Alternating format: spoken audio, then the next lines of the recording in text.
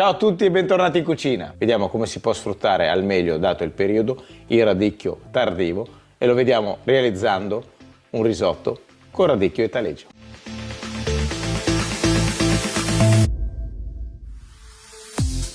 La lista degli ingredienti la trovate come sempre nella info box. Se non l'avete fatto, questo è il momento ideale per iscrivervi al mio canale, lasciare un like e condividere il video, che per me è importantissimo. Banda alle ciance, andiamo subito a vedere i procedimenti, ma prima sigla!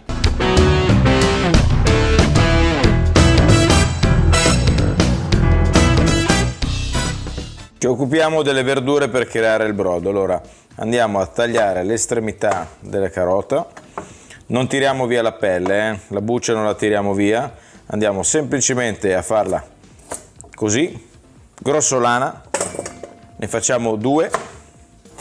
Io utilizzo anche il porro, anche questo grossolanamente tagliato. 3 coste di sedano, vado a tirare via la parte bianca e le foglie. Mi raccomando, nei brodi non si mettono mai le foglie perché comunque lo rendono amaro, non lo fate, solo le coste, mi raccomando.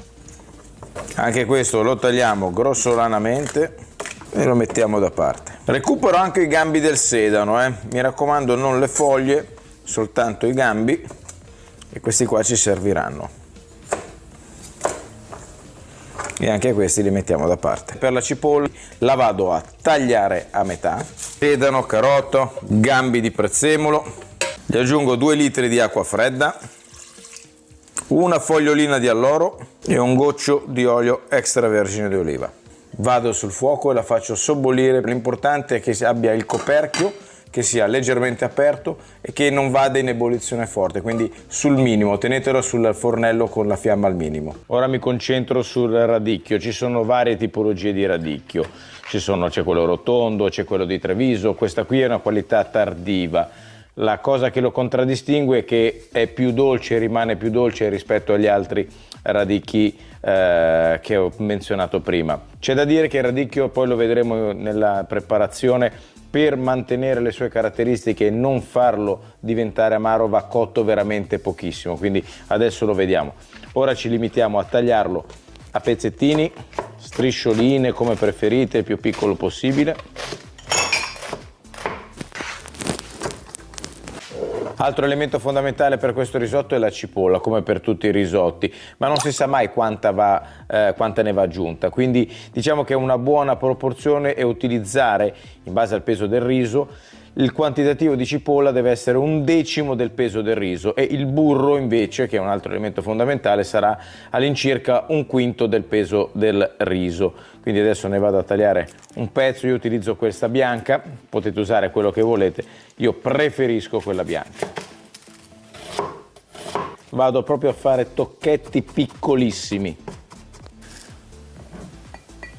Andiamo in cottura, metto uno spargifiamma sul fornello, aggiungo il pentolino sopra, burro all'interno e facciamo sciogliere. Inserisco la cipolla e la facciamo sudare per bene, il che significa che dovrà assorbire completamente il grasso e diventare traslucida, quindi non assumere un colore scuro ma rimanere traslucida.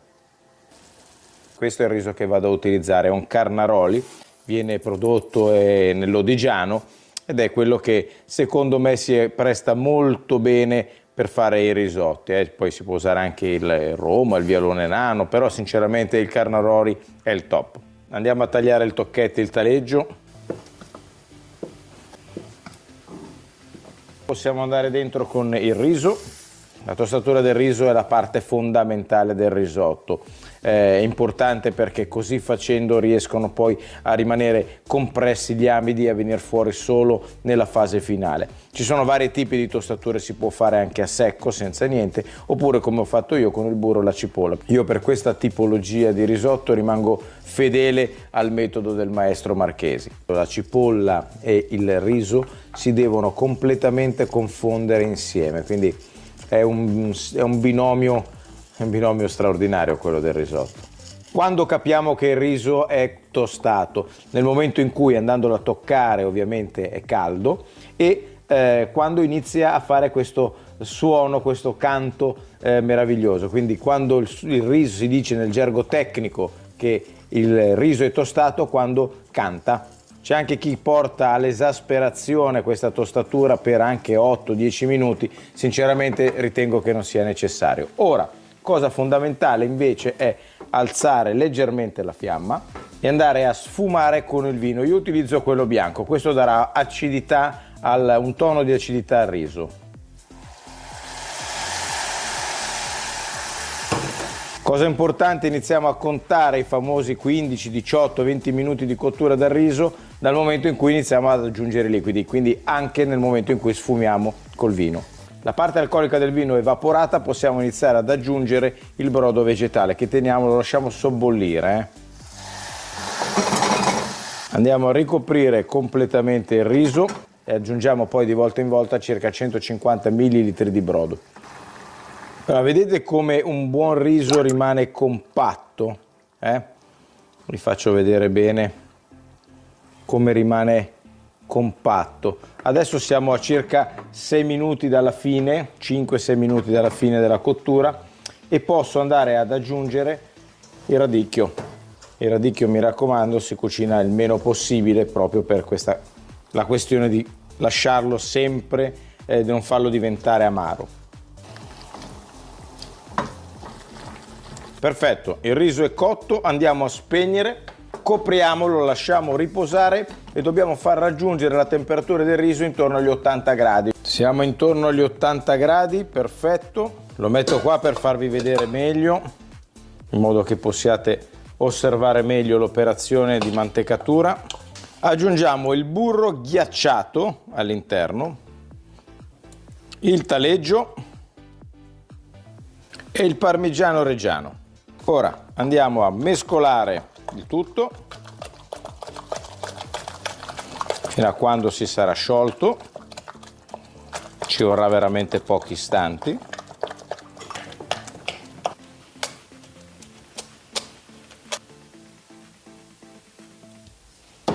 Ed eccolo qua, il risotto a radicchio e taleggio.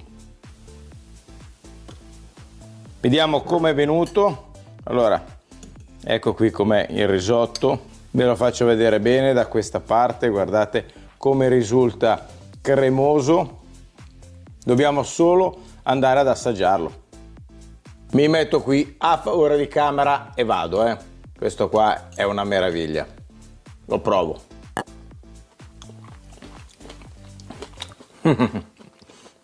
Madonna mia. Strepitoso. L'abbinamento radicchio e taleggio sono qualcosa di veramente, sembrano nati apposta, uno dietro l'altro. Spero che anche questa ricetta vi sia piaciuta, vi sia venuta voglia di riprovarla. Fatela così come vi ho fatto vedere e poi mi dite, magari mi scrivete nei commenti come vi è venuta e se effettivamente voi avete notato qualcosa di particolare. Se così fosse, iscrivetevi al canale, lasciate un like, condividete il video che per me è importantissimo.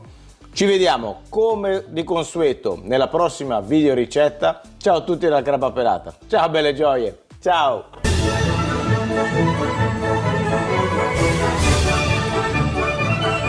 Mamma mia, questa volta se lo finisco tutto finisco al CTO.